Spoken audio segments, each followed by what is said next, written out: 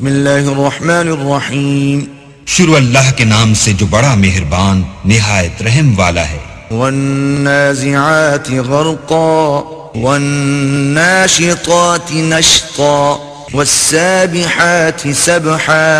ان فرشتوں کی قسم جو ڈوب کر کھینچ لیتے ہیں اور ان کی جو آسانی سے کھول دیتے ہیں اور ان کی جو تیرتے پھرتے ہیں. فالسابقات سبقا فالمدبرات امرا يوم ترجف الراجفة تتبعها الرادفة. پھر لپک کر آگے بڑھتے ہیں، پھر دنیا کے کاموں کا انتظام کرتے ہیں کہ وہ دن آ کر رہے گا جس دن زمین کو بھونچال آئے گا، پھر اس کے پیچھے اور بھونچال آئے گا. قلوب يومئذ واجفة أبصارها خاشعة يقولون أئنا لمردودون في الحافرة أإذا كنا عظاما نخرة. اس دن لوگوں کے دل خائف ہو رہے ہوں گے اور آنکھیں جھکی ہوئی. کافر کہتے ہیں کیا ہم الٹے پاؤں پھر لوٹیں گے؟ بھلا جب ہم کھوکھلی ہڈیاں ہو جائیں گے تو پھر زندہ کیے جائیں گے. قالوا تلك إذا كرة خاسرة فإنما هي زجرة واحدة فإذا هم بالساهرة هل أتاك حديث موسى. کہتے ہیں کہ یہ لوٹنا تو موجب زیاں ہے، وہ تو صرف ایک ڈانٹ ہوگی. اس وقت وہ سب میدان حشر میں آ جمع ہوں گے. بھلا تم کو موسیٰ کی حکایت پہنچی ہے؟ اذ ناداه ربه بالواد المقدس طوى اذهب الى فرعون انه طغى فقل هل لك إلى أن تزكى وأهديك إلى ربك فتخشى.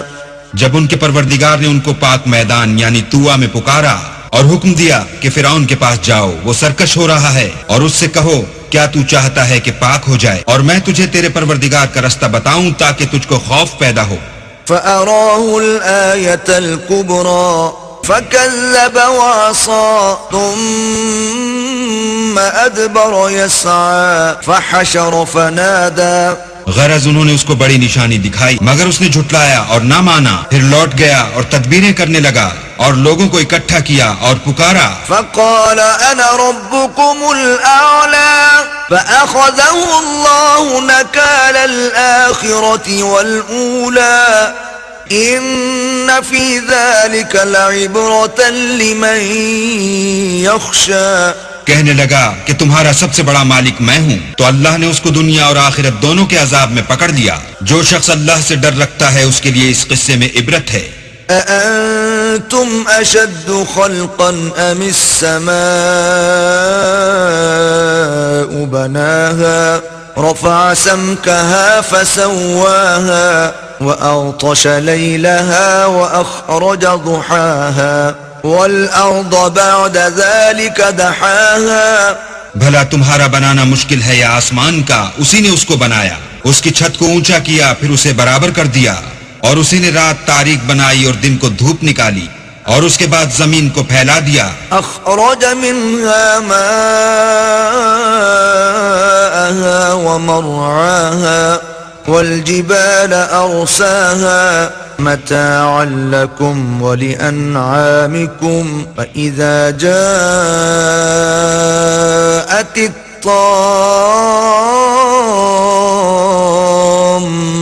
الكبرى. اسی نے اس میں سے اس کا پانی نکالا اور چارہ اگایا اور اس پر پہاڑوں کا بوجھ رکھ دیا. یہ سب کچھ تمہارے اور تمہارے چار پایوں کے فائدے کے لیے کیا.